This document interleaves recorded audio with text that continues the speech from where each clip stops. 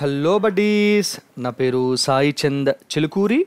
Welcome to minds academy. మన academy మన యొక్క ఎంసీటీ సిరీస్ని స్టార్ట్ చేసేద్దాం. Most important current topics. So అంతకంటే ముందు మీరందరూ కూడా మైండ్స్ అకాడమీ అప్లికేషన్ని ప్లే స్టోర్ నుంచి ఇన్స్టాల్ చేసి పెట్టుకోండి మీ యొక్క మొబైల్ ఫోన్లో. అండ్ మైండ్స్ అకాడమీకి సంబంధించినటువంటి టెలిగ్రామ్ గ్రూప్ కూడా ఉంది. సో దాంట్లో కూడా మీరు మెంబర్ అవ్వండి. ఎందుకంటే మనం డిస్కస్ చేస్తున్నటువంటి ఈ యొక్క పీడిఎఫ్ ఫైల్స్, కరెంట్ అఫైర్స్ యొక్క పీడిఎఫ్ ఫైల్స్ అన్నీ కూడాను వీటిలో అందుబాటులో ఉంటాయి మీలాంటి సీరియస్ ఆస్పిరెంట్స్ కోసము. ఓకే, సో మన యొక్క ఎంసీటీ సిరీస్ని స్టార్ట్ చేసేద్దాం. ఫస్ట్ టాపిక్ వచ్చేసి చందమామ తాతయ్య. వీరు కన్ను మూయడం జరిగిందనమాట. చందమామ తాతయ్య ఎవరు అంటే పిల్లల యొక్క కథల పుస్తకమైనటువంటి చందమామ పుస్తకం ఉంది కదా, ఇక్కడ పక్కన ఉంది చూసారు కదా, ఈ యొక్క చందమామ బుక్ అందరికీ చాలా ఇష్టమైనటువంటి పుస్తకం ఇది. సో ఈ యొక్క పుస్తకంలో తన కుంచెతోటి అద్భుతమైనటువంటి బొమ్మలను గీసినటువంటి బొమ్మల తాతయ్య అయినటువంటి శంకర్ గారు వీరు తన యొక్క 96వ ఏట కన్ను మూయటం జరిగిందనమాట. సో బేతాళ కథలకు తనదైనటువంటి శైలిలో అద్భుతమైనటువంటి చిత్రాలను, అంటే ఆసక్తి కొలిపే విధంగా ఈ విధంగా అద్భుతమైనటువంటి చిత్రాలను గీస్తూ చిన్నారుల నుంచి పెద్దల వరకు అందరి యొక్క ప్రశంసల్ని మనల్ని కూడా అందుకోవడం జరిగిందనమాట. సో శంకర్ గారు 1951వ సంవత్సరంలో ఈ యొక్క చందమామలో చేరడం జరిగింది. అప్పటి నుంచి అప్రతిహాసంగా 66 సంవత్సరాల పాటు ఈ యొక్క చందమామలో పనిచేయడం జరిగింది. సో లాస్ట్కి ఇది ఈ యొక్క చందమామ ఏంటి క్లోజ్ అవ్వడం అయిపోయిన తర్వాత రామకృష్ణ విజయం అనేటువంటి పత్రికలో కూడా పనిచేశారనమాట. సో వీరు మరణించడం జరిగింది. అండ్ వీరి యొక్క స్వస్థలం వచ్చేసి చెన్నై. మన ఎగ్జామినేషన్ పాయింట్ ఆఫ్ వ్యూలో ఇంపార్టెంట్ అండ్ మనకి ఎంతో ఆనందాన్ని కల్పించినటువంటి చందమామ పుస్తకంలో వీరి యొక్క ఏంటి డ్రాయింగ్స్ ఉన్నాయి కదా, ఇవి మనకు చాలా అద్భుతమైనటువంటి అనుభూతిని కూడా పంచాయన్నమాట. సో వారి పేరు శంకర్ గారు. ఓకే, నెక్స్ట్ ఇండియాలో కోవిడ్ పైన లాన్సెట్ ఒక ఆర్టికల్ని ప్రచురించడం జరిగిందనమాట. ప్రముఖ వైద్య పత్రిక అయినటువంటి లాన్సెట్లో ఏమని అంటే ఇండియాలో కోవిడ్ కేసులు అండ్ మరణాలను దాచిపెట్టేటువంటి ప్రయత్నం జరుగుతుంది అని చెప్పేసి అంటున్నారనమాట. అండ్ దీనివల్ల ప్రజలు మాస్కులు ధరించడము, భౌతిక దూరం పాటించడం లాంటివి చేయకుండా నిర్లక్ష్యం వహించేటువంటి అవకాశం ఉంది అని చెప్పేసి, దీనివల్ల ముందు ఇంకా మరణాలు పెరిగేటువంటి సమస్యలు కూడా ఉత్పన్నమవుతాయి అని చెప్పేసి ప్రముఖ వైద్య పత్రిక అయినటువంటి లాన్సెట్ పేర్కొనడం జరిగిందనమాట. ఎందుకోసం అంటే కేసెస్ తక్కువగా ఉన్నాయి, మరణాలు తక్కువగా ఉన్నాయంటే బయట పెద్ద వైరస్ యొక్క తాకిడి ఎక్కువగా లేదనేటువంటి ఉద్దేశంతో ప్రజలందరూ కూడా నిర్లక్ష్యంగా, అంటే మాస్కులు ధరించకుండా ఉండడం కానీ, లేకపోతే ఫిజికల్ డిస్టెన్స్ మెయింటైన్ చేయకుండా ఉండడం లాంటివి చేయడంతో ఆ వైరస్ మనకు తెలవకుండానే మనకు అటాక్ అయ్యి ఫ్యూచర్లో అది ఇంకా సివియారిటీ పెరిగిపోయి మరణాలు సంభవించేటువంటి అవకాశం ఉంది అని చెప్పేసి ఈ యొక్క లాన్సెట్ తెలిపిందనమాట. యాక్చువల్గా కరోనా కంట్రోలింగ్కి ఇండియా చాలా కఠినమైనటువంటి చర్యలు తీసుకుంది. కానీ ఈ యొక్క చర్యలు తీసుకొని సత్ఫలితాలు వస్తున్నటువంటి టైంలోనే మొత్తం ఏంటి లాక్డౌన్లో సడలింపులు చేయడం జరిగిందనమాట. ఆంక్షల్ని సడలించారనమాట. సో దీంతో అన్నింటికీ దేవుడే ఉన్నాడనేటువంటి ఒక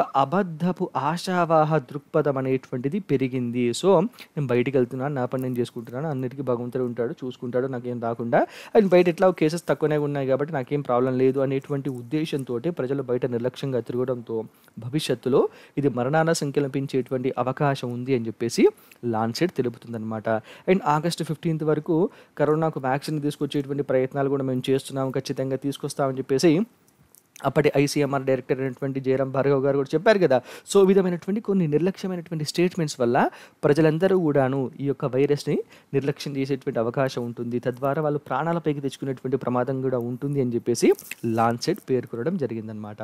ఓకే, నెక్స్ట్ ఇండియాలో ఆమ్నెస్టీ ఇంటర్నేషనల్ యొక్క కార్యకలాపాల్ని నిలిపేయడం జరిగిందనమాట ఈ యొక్క సంస్థ. ఎందుకోసము అంటే దేశవ్యాప్తంగా తమ యొక్క బ్యాంకు ఖాతాలను అధికారులు స్తంభింపచేశారు. మా యొక్క యాక్టివిటీస్ ఏంటి, ఈ యొక్క బ్యాంకు ఖాతాలకు సంబంధించినటువంటి యాక్టివిటీస్ని మొత్తం కూడా వీరు స్తంభింప చేయడం జరిగింది, ఫ్రీజ్ చేశారు. సో ఈ యొక్క పరిస్థితులలో మేము ఇండియాలో రన్ చేయలేము మా యొక్క సంస్థను, కాబట్టి మేము చాలా బాధతోటి మా ఉద్యోగుల్ని తొలగిస్తున్నామని చెప్పేసి, అండ్ దాంతోపాటు ప్రచార పరిశోధన కార్యక్రమాలను కూడా నిలిపేస్తున్నామని చెప్పేసి ఈ యొక్క ఆమ్నెస్టీ ఇంటర్నేషనల్ ఇండియన్ బ్రాంచ్ పేర్కొనడం జరిగిందనమాట. అయితే ఎందుకోసం ఈ విధంగా గవర్నమెంట్ ఈ యొక్క ఖాతాలని ఫ్రీజ్ చేసింది అంటే యాక్చువల్గా ఈ యొక్క ఆమ్నెస్టీ ఇంటర్నేషనల్కి విరాళాలను ఫండ్స్ని ఇచ్చినటువంటి ఒక ప్రైవేటు సంస్థకు విదేశాల నుండి ఎక్స్పోర్ట్స్ ప్రొసీడ్స్ అనేటువంటి దాని పద్ధతి కింద అనుమానాస్పదంగా ఒక 51 కోట్ల రూపాయలు రావడం జరిగిందనమాట. సో దానికి సంబంధించినటువంటి వాటిపైనే మేము దృష్టి పెట్టాము, వాటిపైనే దర్యాప్తు జరుగుతుంది. అండ్ ఆ యొక్క ట్రాన్సాక్షన్స్ చేసినటువంటి ఖాతాలనే మేము ఫ్రీజ్ చేసాం తప్ప మిగతా వాటిని కాదు అని చెప్పేసి ఇండియన్ గవర్నమెంట్ కూడా దీనికి చెప్పడం జరిగిందనమాట. అయితే ఈ యొక్క విదేశీ విరాళాలు తీసుకునేటువంటి సంస్థలకు స్థానిక రాజకీయాలలో చొరబడేటువంటి అవకాశం మేము ఇవ్వము అని చెప్పేసి కూడా ఒక స్టేట్మెంట్ ఇవ్వడం జరిగింది. అయితే ఆమ్నెస్టీ ఇంటర్నేషనల్ ఏం చేసింది అంటే యాక్చువల్గా ఈ యొక్క ఆర్టికల్ 370 విషయంలో, తర్వాత ఢిల్లీలో కొన్ని అజిటేషన్స్ జరిగాయి కదా, సో ఆ టైంలో ఇది కొన్ని స్టేట్మెంట్స్ ఇవ్వడం జరిగిందనమాట. సో వీటిని కూడా దృష్టిలో ఉంచుకొని మా పైన ఈ విధంగా కక్ష సాధింపు చర్యలు చేపడుతున్నారని చెప్పేసి ఈ సంస్థ ఆరోపిస్తుంది. కానీ ఇండియన్ గవర్నమెంట్ ఏమంటుంది అంటే ఈ యొక్క విదేశీ విరాళాల యొక్క నియంత్రణ చట్టం అనేటువంటి ఒక చట్టం ఉంది, FCRA foreign contribution regulation act. దీన్ని 1976 సంవత్సరంలో చేయడం జరిగింది. అండ్ దీనికి 2010 సంవత్సరంలో కూడా అమెండ్మెంట్స్ అంటే సవరణలు అనేటువంటి చేశారనమాట ఈ యొక్క చట్టానికి. సో ఇక చట్టం కింద ఆమ్నెస్టీ ఇంటర్నేషనల్ అనేటువంటి సంస్థ నమోదు కాలేదు కాబట్టి ఈ యొక్క విరాళాల యొక్క సేకరణకు అంటే విదేశాల నుంచి విరాళాల యొక్క సేకరణకు ఆమ్నెస్టీకి యొక్క చట్టం అనేటువంటిది అనుమతి ఇవ్వట్లేదు అని చెప్పేసి కేంద్ర ప్రభుత్వం తెలిపి ఈ విధంగా విదేశాల నుంచి విరాళాలు తీసుకున్నటువంటి ఒక సంస్థ ఏదైతే ఉందో అంటే ఫండింగ్ ఏదైతే వచ్చిందో 51 కోట్ల రూపాయలకు సంబంధించి సో మేము దాని మీద ఇప్పుడు ఇన్వెస్టిగేషన్ చేస్తున్నాం తప్ప మిగతా విషయాలలో మాకు ఆమ్నెస్టీ ఇంటర్నేషనల్ పైన ఏ విధమైనటువంటి కక్ష సాధింపు చర్యలు లేవు అని చెప్పేసి గవర్నమెంట్ కూడా తెలపడం జరిగిందనమాట. అయితే ఇక్కడ ఒక చిన్న పాయింట్ ఏంటి అంటే మెయిన్లీ ఇక్కడ మనల్ని కన్ఫ్యూజ్ చేయడానికి మేబీ క్వశ్చన్ వచ్చేటువంటి అవకాశం ఉంటుంది. ఏంటి అంటే ఈ యొక్క ఫారెన్ కాంట్రిబ్యూషన్ రెగ్యులేషన్ యాక్ట్ అంటే యాక్చువల్గా ఇది మనీకి సంబంధించినటువంటి విషయం కదా. సో దీని యొక్క ఇంప్లిమెంటేషన్ మొత్తం కూడాను RBI యొక్క చెప్పు చేతల్లోనే ఉంటుండొచ్చు, RBI కంట్రోల్లోనే ఉంటుండొచ్చు అని చెప్పి అనుకుంటారు. కానీ ఈ యొక్క FCRA foreign contribution regulation act యొక్క అమలు పూర్తిగా కేంద్ర హోం మంత్రిత్వ శాఖ యొక్క పరిధిలో ఉంటుందన్నమాట. సో దీని యొక్క రెస్పాన్సిబిలిటీయే FCRAను అమలు చేసేది కంప్లీట్గా హోం మంత్రిత్వ శాఖ అంటే మన అమిత్ షా గారి యొక్క శాఖ అనమాట. సో వారి కిందనే దీని పూర్తి నిర్వహణ బాధ్యతలు, నియంత్రణ బాధ్యతలు అనేటువంటివి ఉంటాయన్నమాట. సో ఈ విధంగా కూడా మేబీ ఉండొచ్చు అని చెప్పేసి అంటున్నారు. బట్ మనకంతా అన్నెసెసరీ. మన ఎగ్జామినేషన్ పాయింట్ ఆఫ్ వ్యూలో మాత్రం FCRA యాక్ట్ 1976 అండ్ 2010లో తీసుకొచ్చినటువంటి అమెండ్మెంట్స్ అండ్ మెయిన్గా ఈ యొక్క ఆమ్నెస్టీ ఇంటర్నేషనల్ పైన ఈ విధమైనటువంటి చర్యలు అనేది మాత్రమే ఇంపార్టెంట్ చూసుకోండి. నెక్స్ట్, ప్రపంచవ్యాప్తంగా ఇది మానవ హక్కుల కోసం పోరాటం చేస్తున్నటువంటి యొక్క ఆమ్నెస్టీ ఇంటర్నేషనల్కి దీన్ని 1961లో 1961 సంవత్సరంలో లండన్లో స్థాపించారనమాట. ఈ యొక్క సంస్థకి ఈ యొక్క మానవ హక్కుల యొక్క కల్పనకు ఇది చేస్తున్నటువంటి కృషికి గాను 1977 సంవత్సరంలో నోబెల్ శాంతి బహుమతి కూడా లభించడం జరిగింది. ఓకే, సో మేబీ దీనిపైన ఒక క్వశ్చన్ వచ్చేటువంటి అవకాశం ఉంటుంది, చూసుకోండి. ఆమ్నెస్టీ ఇంటర్నేషనల్ దీన్ని 1961లో ఇక్కడ లండన్లో స్థాపించడం జరిగింది. 1977 సంవత్సరంలో దీనికి నోబెల్ శాంతి బహుమతి కూడా రావడం జరిగిందనమాట. ఓకే, నెక్స్ట్ 8.58 crores ఏంటి 8.58 కోట్లు అంటే దేశంలో ఉన్నటువంటి 130 కోట్ల జనాభాలో ఇప్పటికీ దాదాపు 8.58 కోట్ల మందికి కరోనా వచ్చిపోయినట్లుగా ఐసీఎంఆర్ నిర్వహించినటువంటి 2వ సీరో సర్వేలో తేలడం జరిగిందనమాట. సో ఇది దేశంలోని 70 జిల్లాలలో ఆగస్టు 15 నుంచి సెప్టెంబర్ 22 మధ్యలో చేపట్టినటువంటి ఈ యొక్క సీరో సర్వేలో 10 సంవత్సరాల వయసు పైబడ్డటువంటి ఈ యొక్క జనాభాలో దాదాపుగా 6.6% మందిలో యాంటీబాడీలు కరోనాకు సంబంధించి యాంటీబాడీలు కనిపించడం జరిగిందనమాట. యాక్చువల్గా ఈ ప్రాంతాల్లోనే ఈ యొక్క 70 జిల్లాల్లోనే మే నుంచి జూన్ మధ్యలో నిర్వహించినటువంటి మొదటి సీరో సర్వేలో కేవలం 0.73% పీపుల్లో మాత్రమే యాంటీబాడీస్ ఉండే. కానీ ఇప్పుడు 6.6% మందిలో ఈ విధంగా యాంటీబాడీస్ ఉండడంతో దీని యావరేజ్ తీసి ఐసీఎంఆర్ చెప్పడం జరిగిందనమాట. సో తద్వారా 8.58 కోట్ల మందికి ఇప్పటికే కరోనా వచ్చి వెళ్ళిపోయింది అని చెప్పేసి చెప్పడం జరిగింది. ఓకే, నెక్స్ట్, సోనూ సూద్కి UNDP united nations development programme యొక్క పురస్కారం లభించడం జరిగిందనమాట. సో లాక్డౌన్ టైంలో వివిధ దేశాల్లో చిక్కుకుపోయినటువంటి వారిని తన సొంత ఖర్చులతోటి స్వస్థలాలకు పంపించడంతో పాటు పేద విద్యార్థులకు ఉచితంగా వైద్యము తర్వాత విద్యా సహాయాలు అందిస్తూ తన యొక్క ఉదారతను చాటుకున్నటువంటి సోనూ సూద్కు ఆయన సేవలకు గాను UNDP united nations development programme ప్రతిష్టాత్మకమైనటువంటి sustainable development goals SDG goals ఇది ఎప్పటి వరకు ఉంది ఒకసారి కామెంట్ చేస్తారా? 2030 వరకు దీన్ని చేరుకోవాలి అని చెప్పేసి ప్రోగ్రామ్ ఉందన్నమాట. కానీ దాని వైపు నత్తనడకన ఏంటి అమలు అనేటువంటి జరుగుతుంది. సో ఇక sustainable development goals humanitarian action కింద ఈ యొక్క పురస్కారంతో సోను సూద్ గారిని UNDP United nations development Programme కింద దీనిని మన సోను సూద్ గారిని సత్కరించడం జరిగిందనమాట. సో ఇండియా నుంచి ఈ విధమైనటువంటి సత్కారాన్ని పొందినటువంటి మొట్టమొదటి భారతీయ నటుడే Sonu Sood. Examination point of వ్యూలో చాలా చాలా ఇంపార్టెంట్, చూసుకోండి. నెక్స్ట్ కువైట్ రాజు వీరు కన్ను మూయడం జరిగిందనమాట. సో 2006 సంవత్సరం నుంచి కువైట్ను పరిపాలించినటువంటి రాజు షేక్ సబా అల్ అహ్మద్ అల్ సబా. సో వీరు తన యొక్క 91వ ఏట కన్ను మూయడం జరిగింది. ఈయన అరబ్ దేశాల మధ్య తలెత్తినటువంటి వివాదాలను తన యొక్క దౌత్యం ద్వారా పరిష్కరిస్తూ వచ్చారనమాట. సో చాలా మంచి సంబంధాలను మెయింటైన్ చేశారు. అండ్ 1990లో జరిగినటువంటి గల్ఫ్ యుద్ధం తర్వాత ఇరాక్ తోటి సన్నిహిత సంబంధాలు కూడా కొనసాగించడంలో అండ్ ఇతర ప్రాంతీయ సంక్షోభాల్ని పరిష్కరించడంలో చాలా కీలకమైనటువంటి పాత్రను ఈ యొక్క షేక్ సబా అల్ అహ్మద్ అల్ సబా గారు పోషించడం జరిగింది. సో వీరు మరణించారు. వీరి తర్వాత కువైట్కి తదుపరి రాజుగా ఇప్పుడు యువరాజుగా ఉన్నటువంటి షేక్ నవాఫ్ అల్ అహ్మద్ అల్ సబా వీరు బాధ్యతల్ని తీసుకోవడం జరుగుతుంది. సో ఎగ్జామినేషన్ పాయింట్ ఆఫ్ వ్యూలో మేబీ ఇంపార్టెంట్, చూసుకోండి. ఎందుకంటే రీసెంట్గా ఈ యొక్క కువైట్ దేశమే మన ఇండియా నుంచి వచ్చేటువంటి విమానాలపైన నిషేధాన్ని విధించడం జరిగింది. ఎందుకోసం అంటే కరోనా కేసెస్ ఇండియాలో ఎక్కువగా ఉండడంతో ఎక్కడ ఇండియా నుంచి ఈ యొక్క ప్యాసింజర్స్ ద్వారా కరోనా అనేది వాళ్ళ దేశంలో వ్యాపిస్తుందో అనేటువంటి భయంతో ఈ యొక్క కువైట్ మన ఇండియా నుంచి వచ్చేటువంటి ఫ్లైట్స్ని నిషేధించడం జరిగిందనమాట. Next quad. సో క్వాడ్కి జయశంకర్ గారు బయలుదేరుతున్నారనమాట. ఏంటి క్వాడ్ అంటే క్వాడ్రిలేటరల్ సెక్యూరిటీ డైలాగ్ అనమాట. సింపుల్గా క్వాడ్ అంటారనమాట. దీన్ని తెలుగులో చతుర్భుజ కూటమి. సో ఇక చతుర్భుజ కూటమి యొక్క మంత్రుల సమావేశంలో పాల్గొనటానికి మన భారత విదేశాంగ శాఖ మంత్రి గారైనటువంటి జయశంకర్ గారు సో వీరు జపాన్కి వెళ్తున్నారు. జపాన్లోని టోక్యో నగరంలో ఈ యొక్క మీటింగ్ జరుగుతుంది. సో ఇక పర్యటనలో మెయిన్గా ఇండియా, ఆస్ట్రేలియా, జపాన్, అమెరికా దేశాలకు చెందినటువంటి విదేశాంగ మంత్రులతోటి భేటీ అవుతారు మన యొక్క జయశంకర్ గారు. సో మన ఈ యొక్క 4 దేశాలు పార్టిసిపేట్ అవుతున్నాయి. మన ఇండియా తరపున జయశంకర్ గారు వెళ్తున్నారు. సో మిగతా 3 దేశాల యొక్క విదేశాంగ మంత్రులతోటి దీనిలో భేటీ అయ్యి మన ఇండియా పసిఫిక్ ప్రాంతంలో చైనా యొక్క దూకుడిని ఏ విధంగా కంట్రోల్ చేయాలి అండ్ స్వేచ్ఛాయుత సమ్మిళిత వాతావరణం కొనసాగించడానికి తీసుకోవాల్సినటువంటి పరిస్థితులు, చర్యలు ఏంటి అనేటువంటివి ఇక్కడ డిస్కస్ చేయడం జరుగుతుందన్నమాట. సో ఇక్కడ ఉన్నటువంటి ప్రాంతమే ఇండో పసిఫిక్ రీజియన్. అసలు ఈ యొక్క క్వాడ్ యొక్క మెయిన్గా దీన్ని ఎందుకోసం తీసుకొచ్చారు, ఎవరు ప్రతిపాదించారు అంటే క్వాడ్ని మొట్టమొదటిసారిగా జపాన్ ప్రధానమంత్రి గారైనటువంటి షింజో అబే. సో ఇప్పుడు వీరు అనారోగ్య కారణాలతోటి పదవి నుంచి దిగడం జరిగింది కదా. సో ఇక షింజో అబే 2007 సంవత్సరంలో ఈ యొక్క క్వాడ్ని ప్రతిపాదించారనమాట ఫస్ట్ టైం. అయితే ఆ టైంలో ఆస్ట్రేలియా ఈ యొక్క క్వాడ్లో చేరడానికి కొంచెం వెనుకంచ వేసింది. కారణం ఏంటి అంటే చైనా పెట్టినటువంటి ప్రెజర్స్ తోటి ఆస్ట్రేలియా ఈ యొక్క క్వాడ్ కూటమికి దూరంగా వస్తూ వచ్చిందనమాట.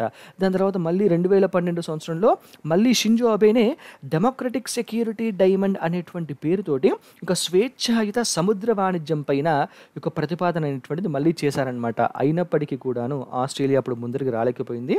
దాంతోపాటు మరికొన్ని టెక్నికల్ ఇష్యూస్ ఉండటంతో అది పాసిబిలిటీ కాలేదన్నమాట.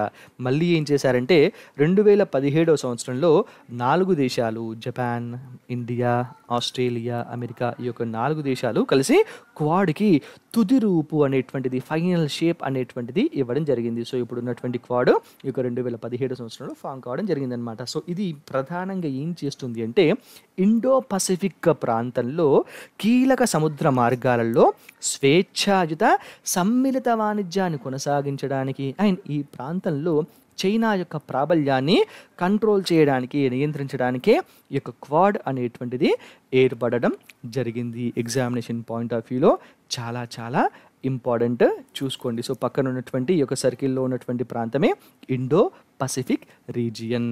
ఓకే, నెక్స్ట్ 1959 నాటి ఎల్ఏసీకి మేము కట్టుబడి ఉంటామని చెప్పేసి చైనా ఒక స్టేట్మెంట్ ఇచ్చిందనమాట.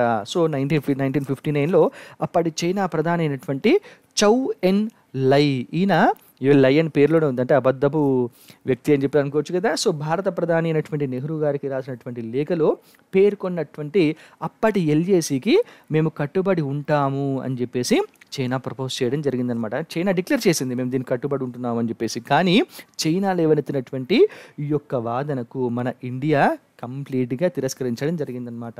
సో, ఇక్కడ 1959 నాటి ఎల్ఏసీని భారత్ ఎప్పుడు గూడా ఆమోదించలేదు. అప్పుడు మీ యొక్క మా ప్రధానమంత్రి గారికి లెటర్ రాసినప్పటికీ కూడాను మేము దాన్ని యాక్సెప్ట్ చేయలేదు. కాబట్టి మీరు ఏకపక్ష ధోరణితోటి మీరు ఈ విధంగా ఎల్ఏసీని అప్పుడు 1959 నాటి దాన్ని మీరు ఒప్పుకోవడం అనేటువంటి దాన్ని మేము ఊరుకోము. ఎందుకంటే మేము దాన్ని యాక్సెప్ట్ చేయట్లేదు అని చెప్పేసి ఇండియా చాలా స్ట్రాంగ్‌గా చెప్పడం జరిగిందనమాట.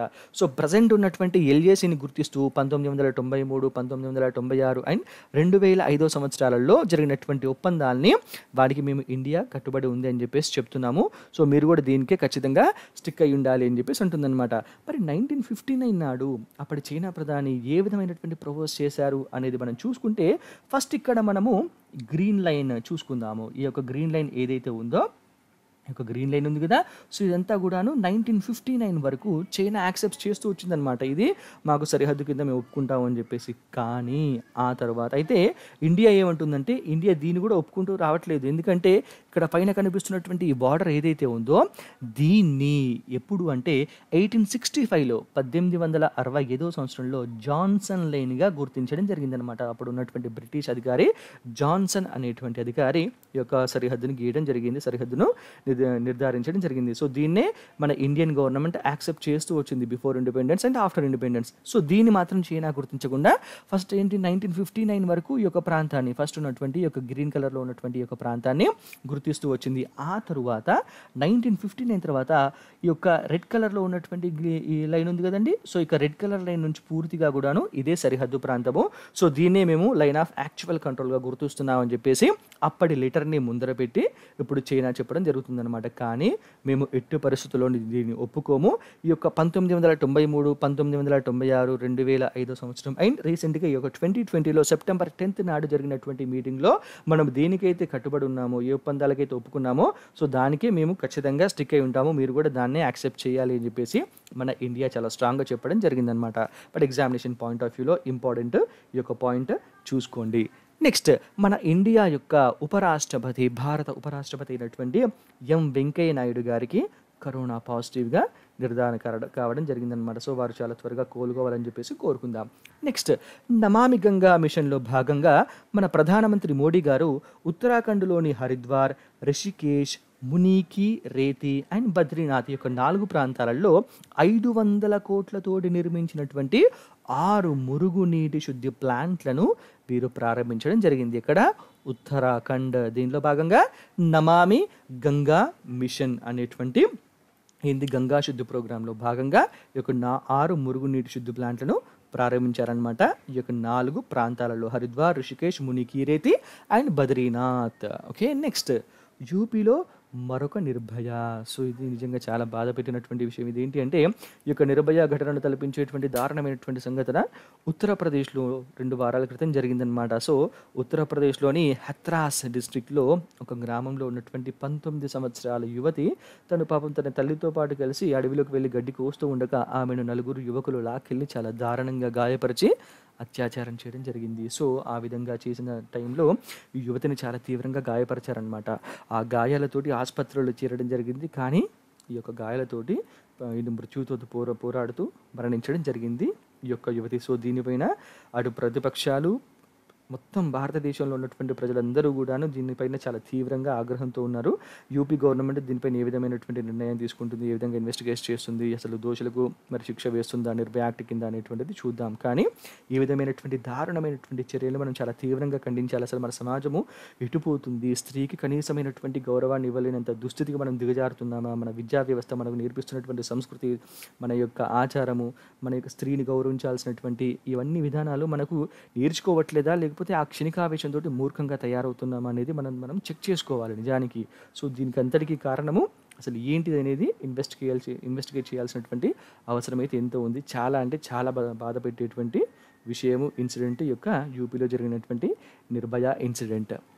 నెక్స్ట్ వరుసగా 9వ సంవత్సరం కూడాను అత్యంత భారతీయ సంపన్నులలో ముఖేష్ అంబానీ గారు మొదటి స్థానాన్ని దక్కించుకోవడం జరిగిందనమాట. సో ఈ యొక్క ఏడాది కాలంలో ఉన్నట్టు అంటే లాస్ట్ ఇయర్ నుంచి ఈ ఇయర్కి వీరి యొక్క సంపద దాదాపు 73% పెరగడం జరిగింది. తద్వారా వీరి యొక్క సంపద ఇప్పుడు 6,58,000 కోట్లకు చేరడం జరిగిందనమాట. అంటే 6.5 లక్షల కోట్ల రూపాయలకు ముఖేష్ అంబానీ యొక్క సంపద చేరింది.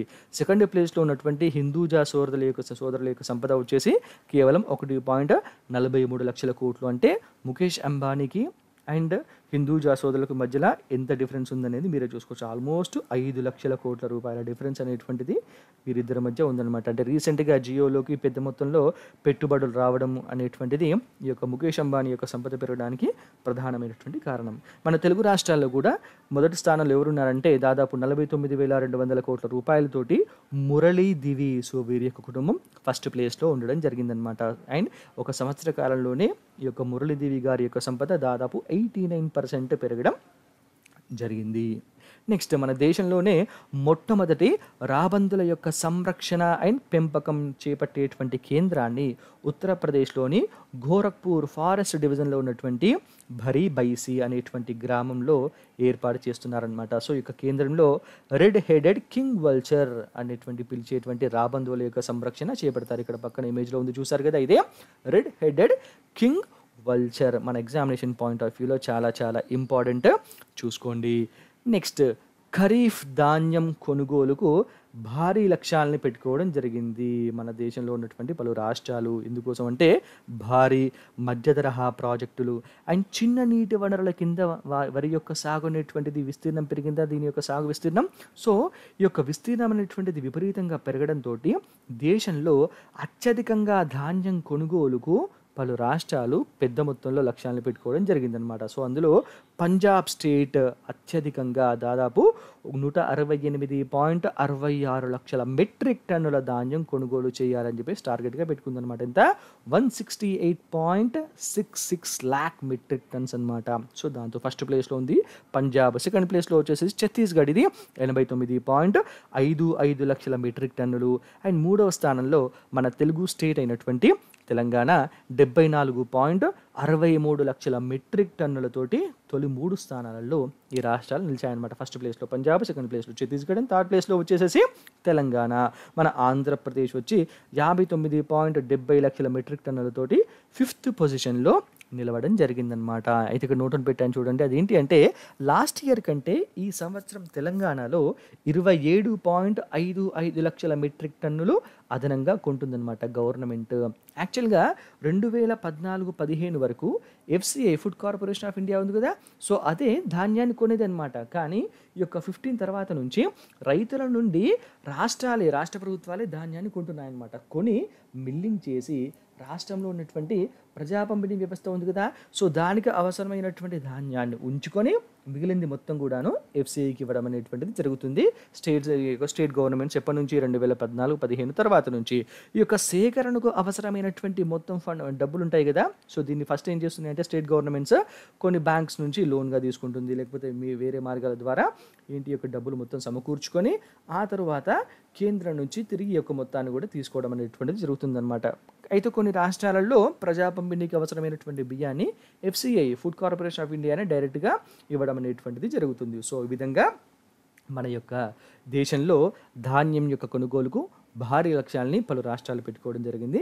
ఫస్ట్ ప్లేస్లో వచ్చేసి పంజాబ్ ఉంది, థర్డ్ ప్లేస్లో తెలంగాణ ఉంది, 5th ప్లేస్లో ఆంధ్రప్రదేశ్ ఉన్నదన్నమాట. ఎగ్జామినేషన్ పాయింట్ ఆఫ్ వ్యూలో ఇంపార్టెంట్, చూసుకోండి. నెక్స్ట్ ఐలవరం టీచర్కి అమెరికా ఆహ్వానాన్ని పలికింది. సో ఎందుకోసం అంటే ఇంటర్నేషనల్ రీసెర్చ్ ఎక్స్చేంజ్ ప్రోగ్రాంలో భాగంగా 2 నెలల పాటు అమెరికాలోని యూనివర్సిటీలు, పాఠశాలల్లో నూతన విద్యా విధానాలు, బోధనా పద్ధతులలో మార్పులపైన అధ్యయనం చేయడం కోసము గుంటూరు జిల్లా భట్టిప్రోలు మండలంలోని ఐలవరం ZP హై స్కూల్ యొక్క ఇంగ్లీష్ ఉపాధ్యాయుడైనటువంటి హరికృష్ణ గారు వీరు ఎంపిక కావడం జరిగిందనమాట. మన దేశం నుంచి మొత్తం 6 యొక్క మీటింగ్కి, ఈ యొక్క సమావేశానికి, ఈ యొక్క ప్రోగ్రామ్కి ఎంపికైతే అందులో మన తెలుగు స్టేట్ నుంచి హరికృష్ణ గారు ఒకరు అండ్ తెలంగాణ నుంచి కూడా ఒకరు ఎన్నిక కావడం జరిగింది. ఎగ్జామినేషన్ పాయింట్ ఆఫ్ వ్యూలో ఇంపార్టెంట్, చూసుకోండి. Next Swachh Bharat award. ఏంటి స్వచ్ఛ భారత్ అవార్డు తెలుసు కదా. ఏటా స్వచ్ఛ భారత్ కింద కేంద్ర ప్రభుత్వము రాష్ట్రాలు, జిల్లాలు, బ్లాకులు, గ్రామ పంచాయతీల వారీగా అవార్డుల్ని ఇస్తూ ఉంటుందన్నమాట. సో దీంట్లో భాగంగా కమ్యూనిటీ మరుగుదొడ్ల నిర్మాణంకు స్వచ్ఛ సుందర్ సముదాయక్ శౌచాలయ్ అనేటువంటిది ఒకటి, అండ్ సముదాయక్ శౌచాలయ్ అభియాన్ అనేటువంటిది ఈ రెండింటికి. తర్వాత చెత్త యొక్క నిర్మూలన ఉంటుంది కదా.